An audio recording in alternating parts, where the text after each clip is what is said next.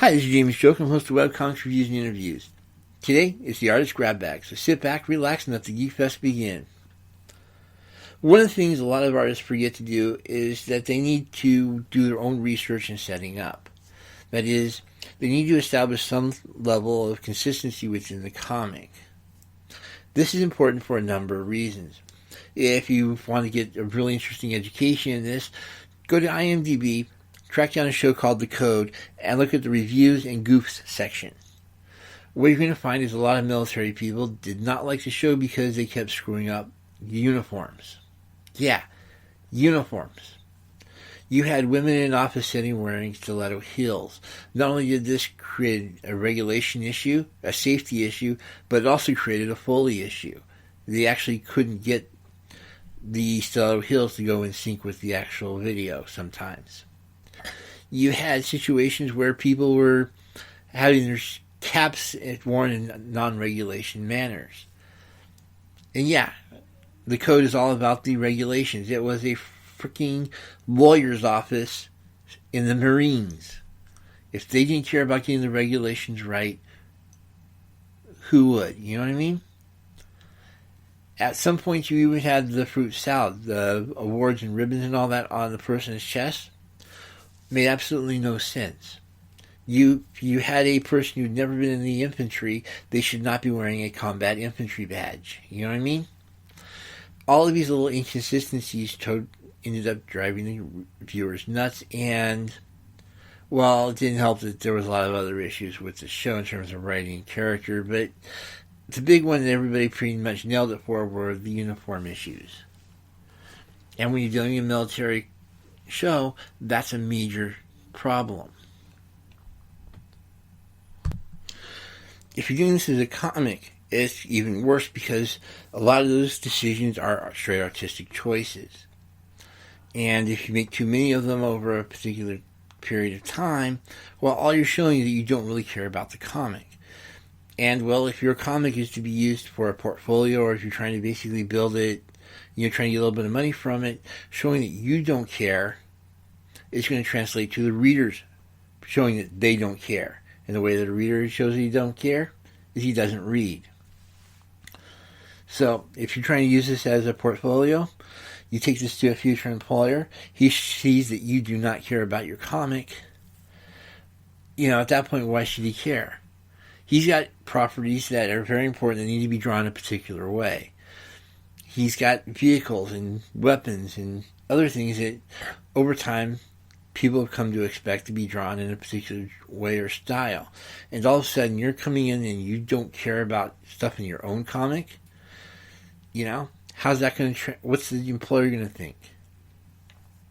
And again, if you're trying to build this into some sort of commercial venture, even if it's just simply enough to get pizza, and you're showing that you don't care, why should anybody click on your ads? Why should anybody go into your site in the first place?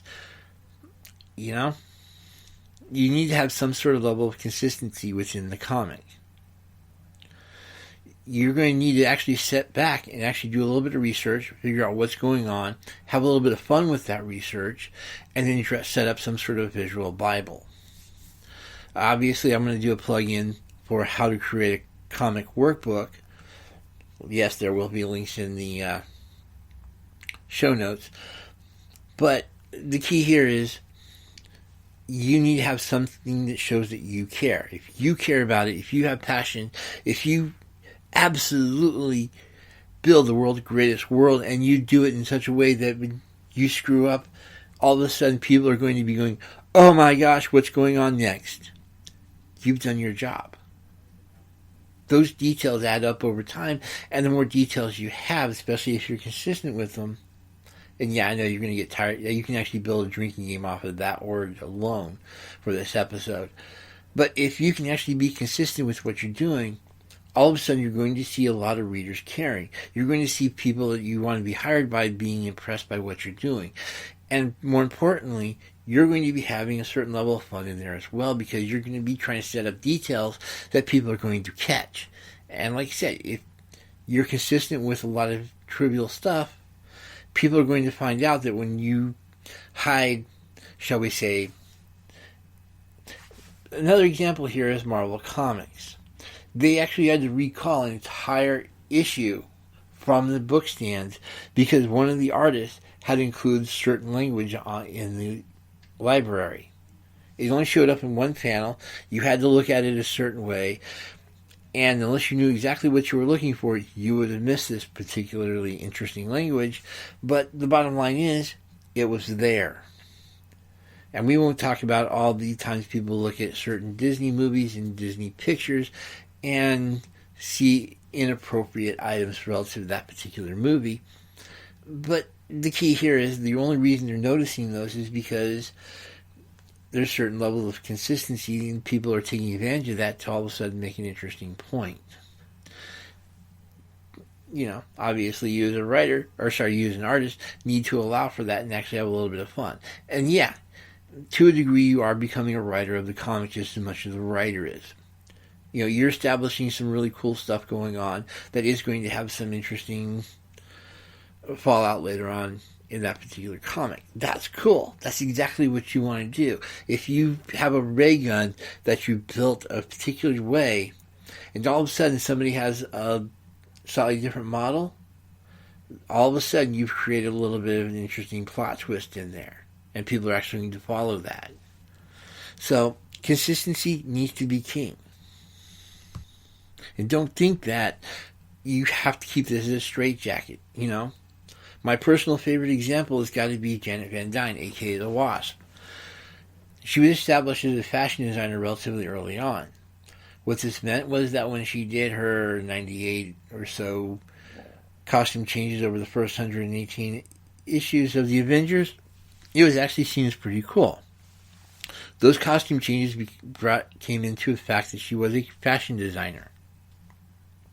So, in effect, that level of inconsistency with the costumes actually worked out to develop that particular character.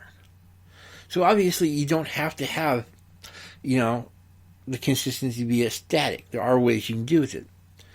And just have a lot of fun with it. And at the very least, if you're going to have a long-term comic and you've got a person wearing the same t-shirt, the same cargo pants, the same sneakers, this is going to create some interesting issues as far as the comic concerned, because you're going to have a lot of readers start wondering why this person doesn't take a shower every so often. Yeah, you can throw the Albert Einstein defense at them, where they have a huge number of the same outfits in their closet, and it's just easier to change into those every day rather than having, go with something new. And yeah, it's great if you're trying to set up a character with some serious OCD issues. But you don't have to be hardcore consistent. You don't have to have that as a straitjacket. It's not a static part of the comic. Have some fun with some of those aspects. Just the point here is that, you're not going to have a new car every day. I hate saying take a page from the A-Team, but, just because a car has some major damage taken to it doesn't mean it can't show up later in the comic. It's just a matter of taking it to the right repairman. He does a lot of magic, in some cases literally, and you get the car back. Just look at how many times the 18 van had really bad stuff happen to it, all the way from minor little fender benders all the way to it actually got exploded a couple of times. And yet, B.A. Baracus was able to fix pretty much anything. Straight up, I swear the guy was a freaking mage. But because some of those repairs are just simply not possible given the time constraints. But just have fun with it. And today's podcast is all about helping you be consistent to at least some degree. All right, let's start looking with the clothes people wear. Like you pointed out, obviously you're going to want to have some sort of change over a period of time, which means you're going to want to establish that each character has their own particular style, and that their clothes tend to be within that particular style. If you got somebody who does a lot of weird Hawaiian prints, t-shirts, and shorts, well, even though you'll probably end up keeping the shorts relatively consistent, you'll probably be changing the costume, or you'll be changing the Hawaiian print and maybe the shirt every so often. You do not want to create a Scooby-Doo situation where these people have, seriously, where these people keep their clothes? Did you ever see any kind of luggage in that van? I mean, if you wanted proof that these people were on some seriously good grade drugs, the fact that nobody cared about their appearance whatsoever and had any kind of clothes other than what they actually wore is probably the best sign of it. The problem, of course, is that when you start dealing with the simpler comics when it comes to their character design, like, say, Peanuts, the same basic question tends to get raised. Just how many of those shirts did Charlie Brown have? Because you know he had parents. You know the parents were making him take showers every so often. So he's presumably changing his shirt out at some point. And what's really weird is all these kids had the same level of OCD. They all wore the same clothing on a consistent basis. I'm not too sure about Pigpen. But other than that, you know, straight, all I'm trying to do is point out that the clothing obviously is something you're going to want to be in the same general style, but at the same time you want to change it every so often. The exception, of course, is if you happen to be dealing with uniforms. Military uniforms are an obvious example because each branch has their own color and has their own scheme, and even when you start looking at particular MOSs, you know, like the infantry, for example, they have their own modifications to their particular outfits. Plus, on top of that, some of the different branches do their uniforms a little bit different. Just notice how many tear-off patches the Air Force has, for example. Just pointing out that each different little uniform you set up for each different branch of service is going to add to that world, because at that point you can establish what that person's military status is and general idea what that person's skills are. So if you're trying to set up a Navy cook who has some special forces background, hey, it becomes an interesting plot twist rather than, well, we were expecting it.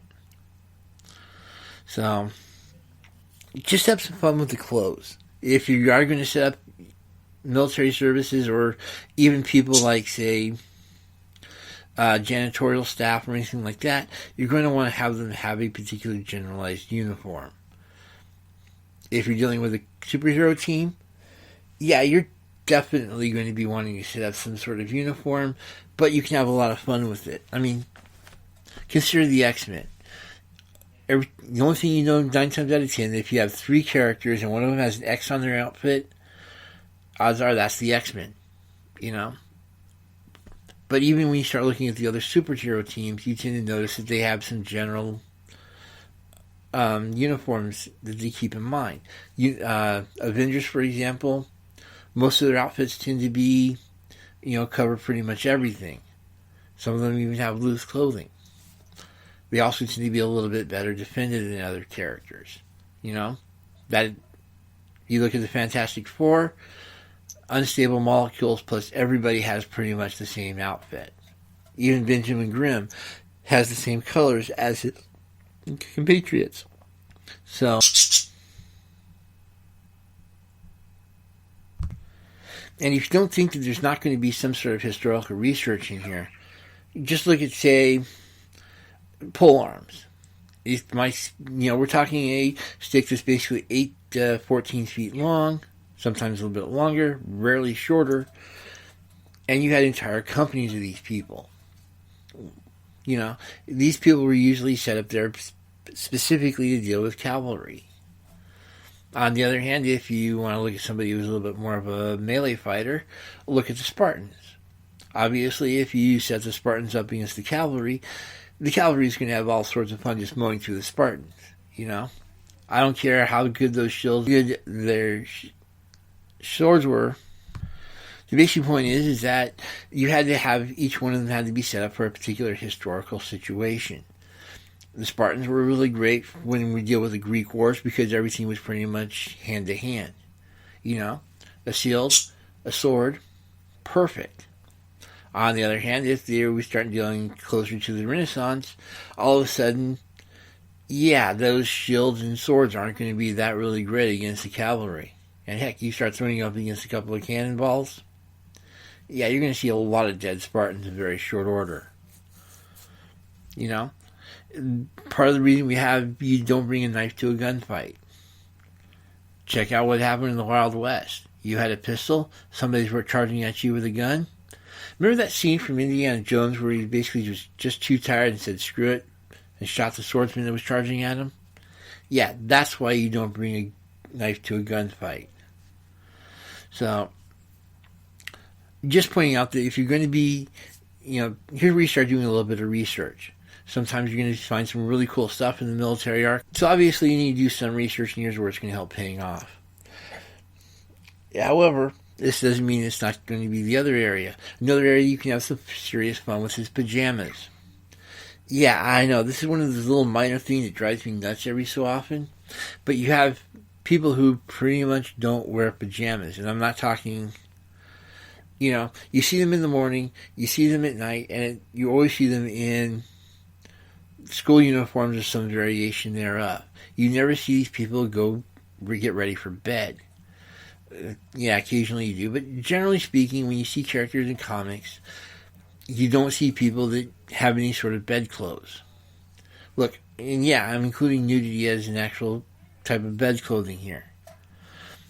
Pajamas sound sort of silly, but when you see somebody at breakfast time and they're wearing their school uniforms already, it's going to sort of put you out if it happens way too consistently. You actually want to see these people running around in pajama bottoms or pajama tops. You show this person's bedroom, you actually want to see this, and you show them late night, you want to see what they're sleeping in. Way too many comics have these late night comics where they have people running around in whatever their battle uniforms are, or their school uniforms, or basically stuff they wouldn't be wearing to bed. Straight up.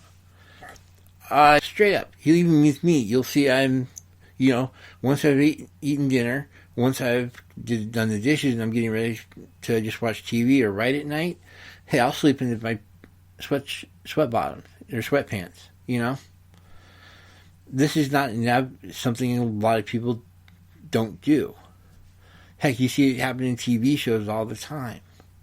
So yeah, if showing the characters pajamas and having a consistent suit of those pajamas is actually a really great way to set up some really, say something about the character. Straight up, if you have teenagers, odds are they're going to be wearing minimal pajama. On the other hand, if you have preteen set, obviously they're going to be going for the full set.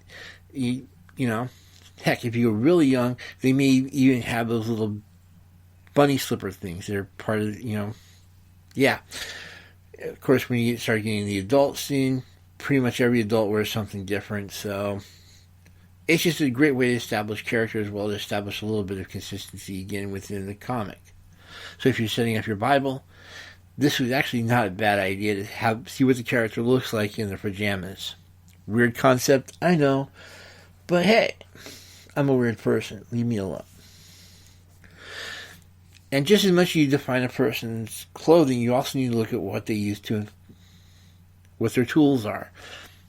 In some cases, we're looking at weapons, If you're dealing with the military, the guns, the knives, the large heavy ordnance, all these need to be really well defined. The really fun thing is that you're going to see that a different person will handle a particular weapon differently than somebody else, usually.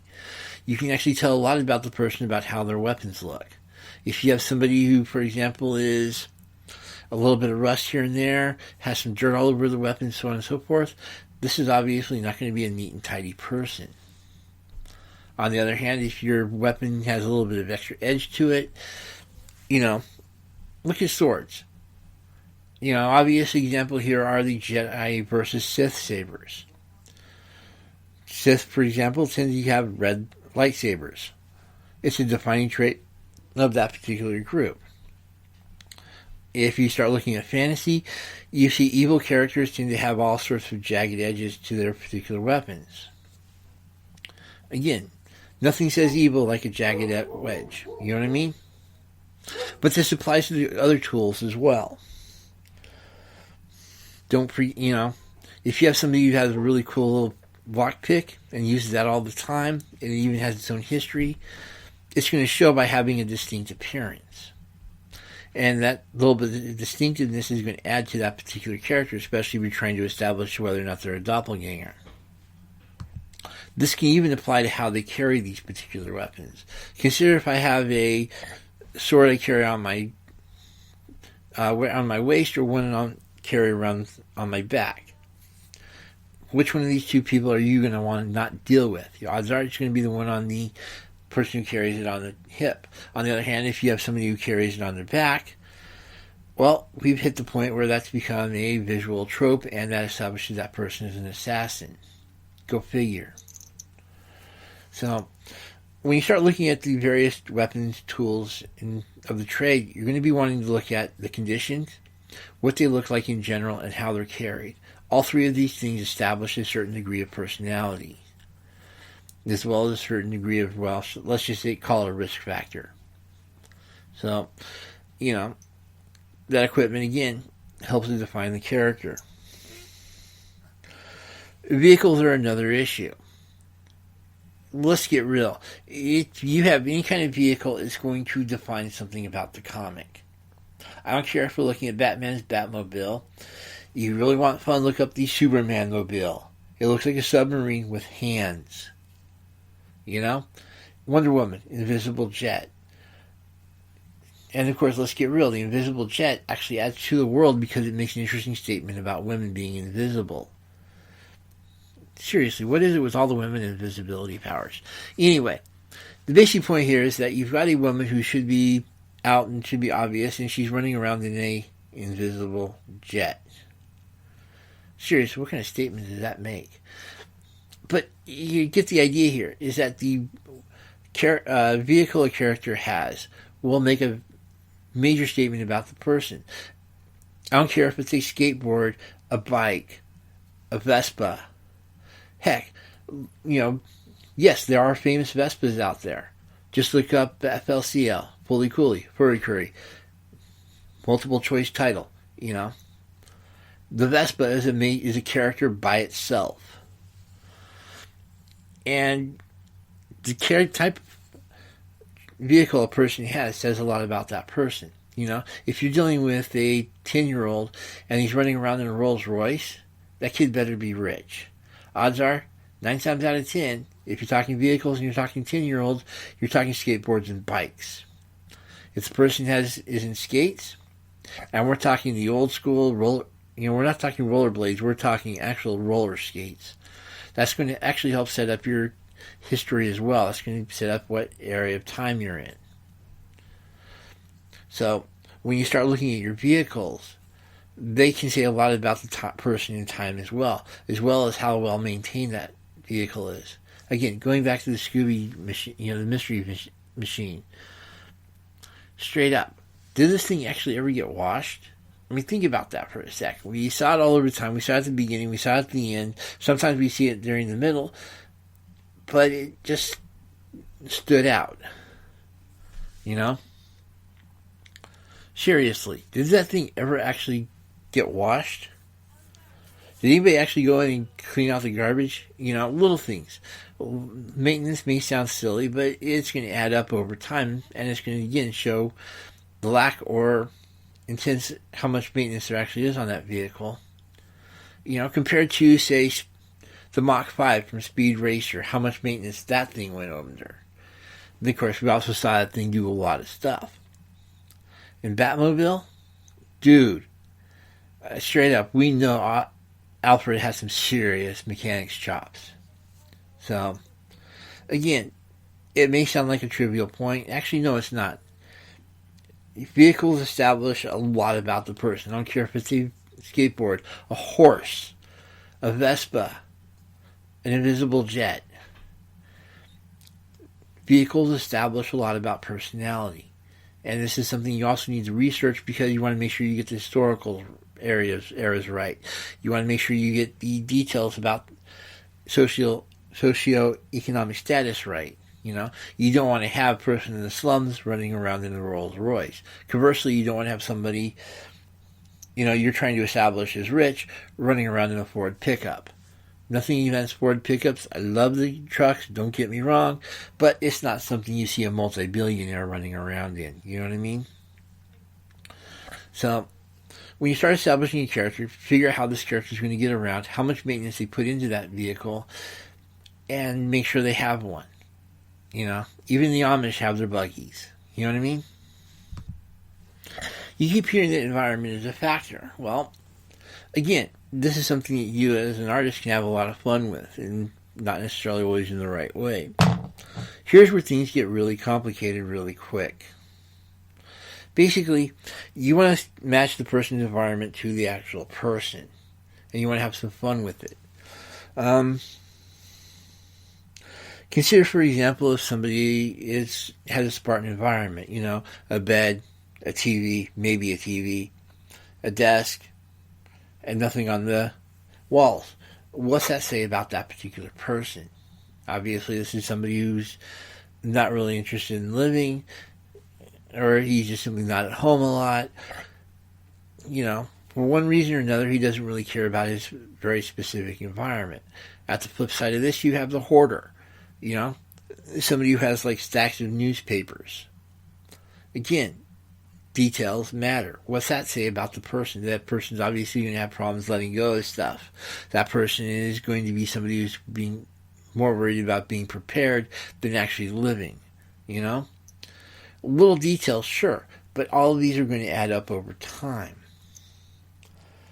Even if you have a person who has a rundown apartment, but they keep, one particular area is very well maintained. Obviously, that one particular area is very important to that person. That's where they do a lot of their living. They put a lot of maintenance in that area. Compare, for example, dirty dishes. If they have a ridiculous amount of dirty dishes, this is obviously not somebody who does a lot of cooking. Because the person who does a lot of cooking is going to be keeping their dishes very well maintained, is going to be washing them all the time. Little details. Heck, if you want to establish a bachelor apartment, does it come any easier than milk crates and boards? You want to have a chair? Here's your milk crate. You want shelving? Milk crates, boards. You want to set up a desk? Stacked milk crates. You want to have a audio-visual center? Again, milk crates, boards. Having that level of thing, heck, even having a big giant one of those cable spools is a major fashion statement in and of itself. Little details, but a lot of these tend to add up over time. Again, if you're trying to establish that the person is rich, well off, so on and so forth, the irony is that these people will have a lot of empty spaces, but those walls will be very well decorated. When they have desks or drawers or what have you, they're going to be very fancy. We're basically talking a difference between milk crates and boards versus straight out the IKEA catalog. On the other hand, somebody has a lot of collectibles, a lot of knickknacks, a lot of tchotchkes all over the place. That's going to define that person as well. If I have a lot of Warhammer figurines all over the place, obviously we're talking somebody who's very tactical minded, somebody who's very well organized, somebody who spends a lot of time painting. That's an actual skill, painting is. And it can actually be used to have a lot of fun with. Conversely, if you have somebody who has more, wrapped everything in bubble wrap or plastic or whatever, this is somebody who tries to keep their house as low maintenance as possible and spends way too much time cleaning. Straight up, there's a lot of things you can do that will set off what the character looks like. And when you're starting to establish bases, the same thing applies. Consider an infantry base versus an Air Force base, for example. The infantry base has a lot of wide areas, but that's because they tend to use those areas for field training exercises. Or they'll set up ranges for shooting practice. Or they'll have areas where you can actually practice demolitions. Heck, they'll even have forests on the area so they can practice stealth skills. The key here is that when you start looking at an army base, you see a lot of areas that are set aside for training for one particular skill or another. As opposed to an Air Force base where all of a sudden you've got these big, huge areas, but they have roads throughout them. Obviously, we're setting up places where planes can land. So when you set up the character's home, you're setting up not just what that person does, but you're also setting up how that person thinks. And when you start looking at how you draw your bases, how you draw your apartments, how you draw even your, tents out in the woods, all of this assigns certain qualities to that person's personality as well as how they do things. It also says a lot about their skill set. If I've got a person who set up a tent in the middle of the woods and it's just a tent, that person obviously doesn't really care too much about their environment and is just simply there to be minimally protected against the environment. On the other hand, if the person has a lot of traps set up in the area, at that point we're talking more of a survivalist nature. Again, little details, but you're going to be finding out that a lot of these little details add up over time, and it's important to have them drawn down somewhere. Even if it's just a one-off, that can say a lot of person might actually be used as a plot point later on. And of course, there's the oh-so-fun food topic. For how you set up the food is going to be saying a lot about the person, and it's going to be saying a lot about that person's wealth, and it's going to be saying a lot about that person's environment. Because that people tend to look at what they eat as a lot of major indication of where that person is. I mean, you've got to value that.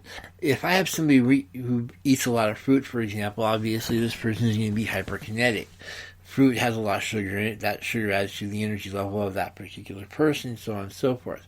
If, on the other hand, we're talking about a larger person who tends to eat a lot of carbs, Twinkies, Hostess snacks, basically sweet stuff or stuff that just simply has a lot of carb value to it, that person is probably going to be more fat than they are going to be muscular. On the other hand, if we're talking somebody who eats a lot of meat, and is still a large person, that person is going to be more muscular than they are fat. In comics, you need to realize that people are what they eat. And that's an important point. I mean, we're not talking just going onto the Food Network and looking at what the cool stuff is and translating that into your comic. That sounds sort of cool, but unless the person you're dealing with happens to be some sort of gourmand, that's going to come off as sort of silly. Conversely, if you are setting up a cafeteria, the food that's being presented and is being served in that cafeteria is going to be saying a lot about the school. If you've got a school that happens to be just real basic, Salisbury steak, basic vegetables, cartons of milk, that's obviously a low-end school. They don't have the money to actually spend any real money on their food budget, and so they're trying to get by with the absolute minimum that they can. On the other hand, if you have a lot of lush options, you have some actual steak, ribs, you have a number of vegetarian options, you actually have an actual salad bar, obviously this is a higher end school and these people are spending some serious money. Heck, even if you have an apple bin, just simply a lot of places where you can grab food like the apples, the buns, so on and so forth, that little bit of opulence says a lot about how important the school is.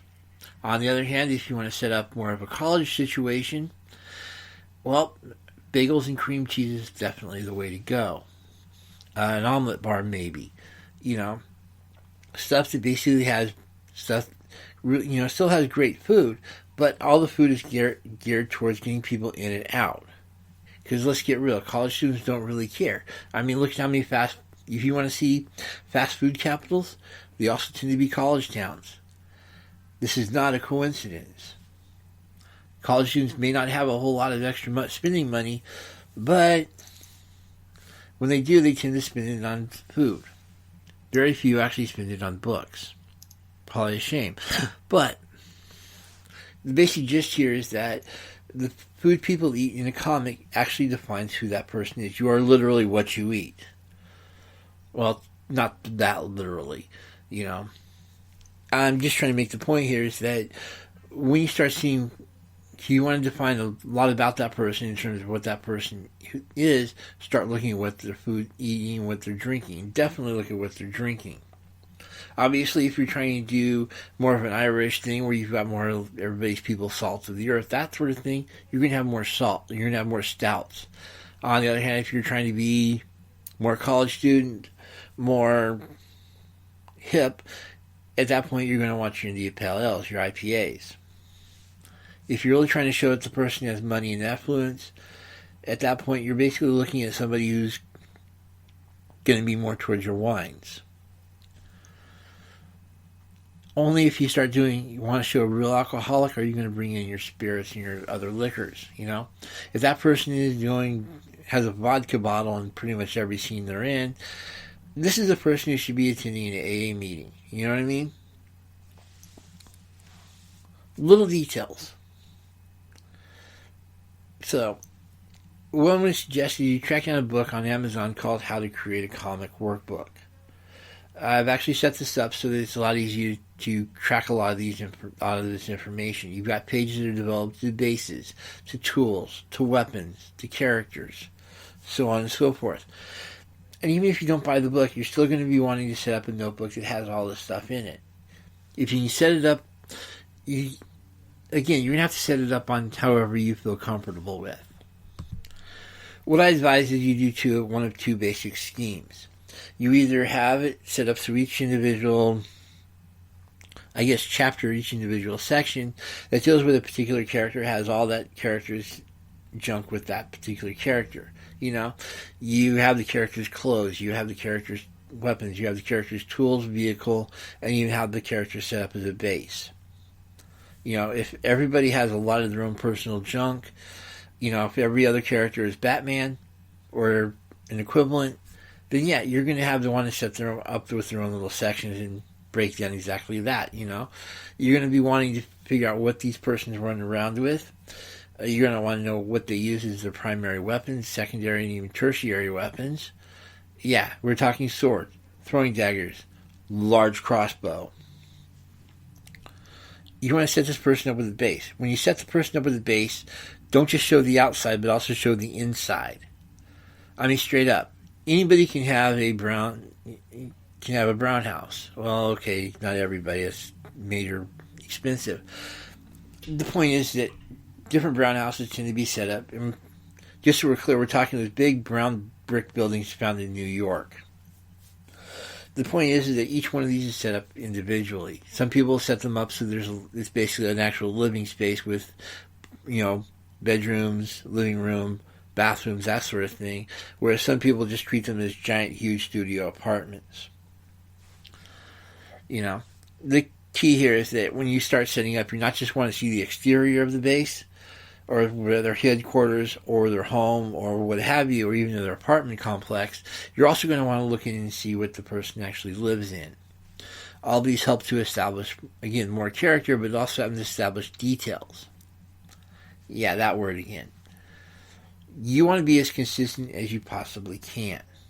And by setting up this visual Bible, you can actually do that. And on top of that, if you happen to be in a situation where you have guest artists, you can actually email them off bits and pieces of this particular visual Bible and say, hey, here's what it looks like. We're trying to keep that reasonably consistent and have some fun with it. You know, all of a sudden you don't go just from a generic study. You go from, this is how this person has their study set up. And how that person has their study set up says a lot about that person. First off, the fact that you even have a study says a lot about that person. But when it comes down to it, you know, not everybody's going to have that big globe right in the center. Some people, let's get real, that's not an actual globe. That's a hidden drink caddy. If you have 3 or 4 of these running around, you may be an AA member or a potential AA member. You know? The bottom line here is, when you start looking at your characters, you need to basically start looking at how these characters are defined. And the easiest way to define a character is by going through and actually saying, hey, this is what the character does, this is how the character interacts with their environment, and this is how the character dresses. Little consistency issues, but like I pointed out right off the beginning, certain people have different expectations as to what should be happening. And you help to define those expectations. If you're doing a military thing and you basically have everybody, you have no actual clue about military uniforms, it's going to show. Those details are going to drive readers nuts. And it's also going to help the writing as well. I mean, think about that for a second. If you're trying to do an anti-military piece and you can't even get the military details right, what's that say about your particular perspective on the military, Do you have an actual valid opinion on what the military does if you have no idea how the military even dresses? If you basically do a lot of AK-47s and the military you're dealing with happens to use an M16, yeah, your gun nuts are going to know. And that's going to, again, detract from the overall thrust of the show, or comic. It's just those little bits of consistency. Anything you can set up that sets up consistency can only help your comic. And there's absolutely no way I can emphasize that enough.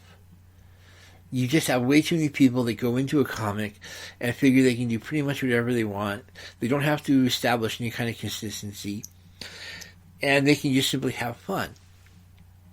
Well, even if you're setting up an office situation, you want some sort of map of how the office cubicles are set up. You're going to know where the water is. You're going to want to know where the break room is.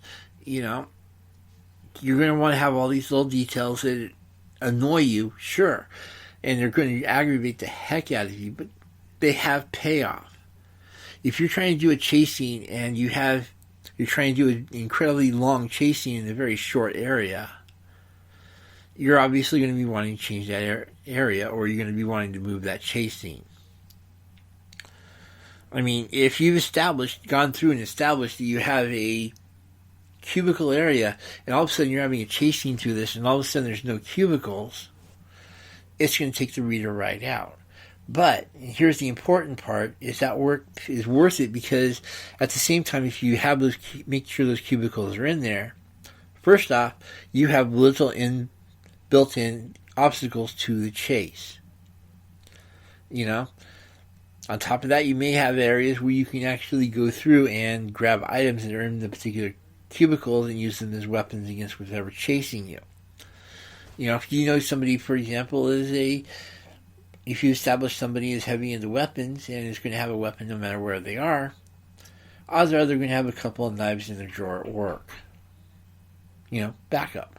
Or they may have tasers, or they may have mace, or they may have anything on a long list of small items that you can put into a drawer that also count as a weapon.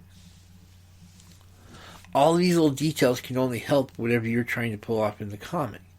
Again, if you're trying to be pro-military or anti-military, and you get all those costumes right, you get all those uniforms right, you get all the people that should have those little light blue braids right, and the people who shouldn't have expert infantry badges don't have them, that establishes a lot of really cool cred as far as you're trying to make your point. So, just something to consider here. Have some fun with your details. Set up some sort of visual Bible. Stick to it. Know when to deviate from it. Know when to stick to it. The details should not be straitjackets. You should always be worried more about artistic license versus artistic restraint. But this does not say that you shouldn't have some, exercise some artistic restraint along with your artistic license. You're going to have to figure out where that balance is. And the sooner you find it, the better. So, tonight's takeaway: be consistent. All I'm asking. Have some fun with it. Set up a visual Bible so you have something that acts as a reference. Do this, and I think you're going to find out your comic is going to be a whole lot better. If this has helped, please visit patreon.com/twosparrows, TWO. You'll find some really great tips, a couple of interviews. Heck, once in a while you might even find a bonus episode there. All in all, please support the podcast by going to patreon.com/twosparrows. Also, I advise checking out Amazon.com for the How to Create a Comic Workbook. And that should actually help you a lot as well.